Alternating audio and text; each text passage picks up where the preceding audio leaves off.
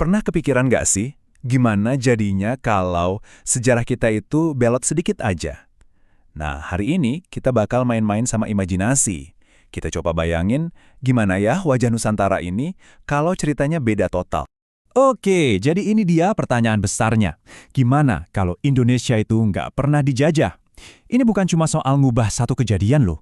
Ini tuh soal ngebayangin sebuah dunia yang, wah, bener-bener baru. Tapi sebelum kita berandai-andai, kita perlu ingat dulu nih sama sejarah aslinya. Perjalanan kita kan panjang banget. Mulai dari Portugis datang, terus Belanda yang lama banget berkuasa, ada Inggris sebentar, lanjut Jepang, sampai akhirnya kita merdeka. Nah, inilah titik awal kita, fondasi dari diri kita yang sekarang. Oke, sekarang kita putar balik waktu. Kita bakal fokus ke satu momen penting banget. Satu titik di mana kalau aja ada yang beda sedikit, ceritanya bisa lain sama sekali. Coba deh bayangin, gimana kalau kapal-kapalnya Cornelis de Houtman itu nyasar di tengah laut dan nggak pernah sampai ke Banten. Cuma gara-gara itu bisa jadi Belanda nggak akan pernah punya pijakan di Nusantara. Gila kan? Cuma satu salah belok tapi bisa mengubah sejarah ratusan tahun. Nah oke, jadi kalau nggak ada penjajahan, apa dong yang ada di sini? Jawabannya bukan satu negara besar kayak sekarang. Justru yang kita lihat bakal jauh lebih pecah-pecah. Coba pikirin deh, semua simbol yang menyatukan kita sekarang bisa jadi nggak akan pernah ada. Nama Indonesia itu kan muncul karena kita sama-sama melawan penjajah. Kalau nggak ada musuh bersama, ya mungkin nggak akan ada merah putih, bahasa Indonesia, rupiah, bahkan Garuda Pancasila. Ide soal Indonesia itu sendiri ya hasil dari sejarah yang di skenario kita ini nggak pernah kejadian. Gantinya apa? Ya kerajaan-kerajaan besar yang waktu itu emang udah ada. Mereka bakal terus maju. Kita mungkin bakal lihat Mataram di Jawa, Goa di Sulawesi, Siak di Sumatera, Sambas di Kalimantan, dan banyak lagi. Mereka semua tumbuh jadi negara merdeka sendiri-sendiri. Mungkin ya kayak Thailand atau Jepang gitu deh. Dan bayangin deh, gimana rasanya sehari-hari. Karena ada banyak negara beda di Nusantara, mau pergi dari Jawa ke Sumatera atau Sulawesi, itu rasanya kayak keluar negeri. Mesti bawa paspor cuma buat ke pulau sebelah. Beda banget ya sama yang kita rasain sekarang. Sekarang kita geser ke soal ekonomi. Soalnya perubahannya ini bukan cuma politik loh, ini soal memutar balik aliran duit di seluruh dunia.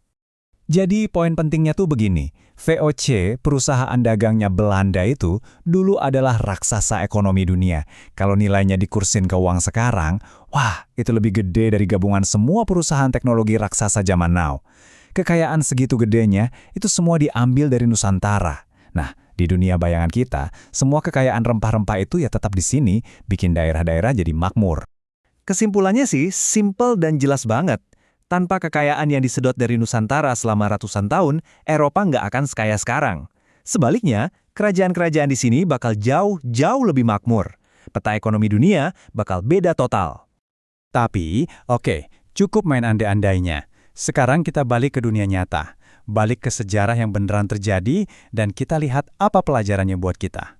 Kenyataannya kan sejarah nggak belok. Kapal-kapal de Houtman itu sampai. Dan sejarah pun berjalan di jalur kelamnya.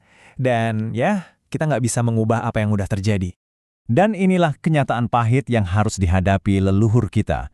Kerja paksa, diadu domba satu sama lain, ngomong dilarang, hak-hak diinjak-injak, pendidikan sengaja nggak dikasih, penderitaan di mana-mana. Ini adalah luka dalam sejarah kita yang ikut membentuk kita hari ini. Terus, gimana kita harusnya lihat masa lalu yang sakit ini? Kuncinya satu. Jangan jadi dendam. Justru sebaliknya, sejarah kelam ini harus jadi pengingat yang kuat. Jadi pelajaran yang super berharga soal betapa pentingnya kita bersatu dan jadi kuat. Dan, nah inilah pesan utamanya. Sejarah itu semacam panggilan buat kita semua yang hidup hari ini. Pengingat bahwa sekarang giliran kita, bangsa Indonesia, buat bangkit, buat bersatu, dan terus berjuang biar kita bisa jadi bangsa yang cerdas, kuat, dan hebat. Persis seperti yang dicita-citakan dulu. Jadi, kita udah ngintip masa lalu yang mungkin terjadi dan masa lalu yang nyata. Tapi pertanyaan paling penting sekarang itu soal masa depan. Karena pena untuk nulis bab selanjutnya itu ada di tangan kita semua. Pertanyaannya, cerita kayak apa yang bakal kita tulis bareng-bareng?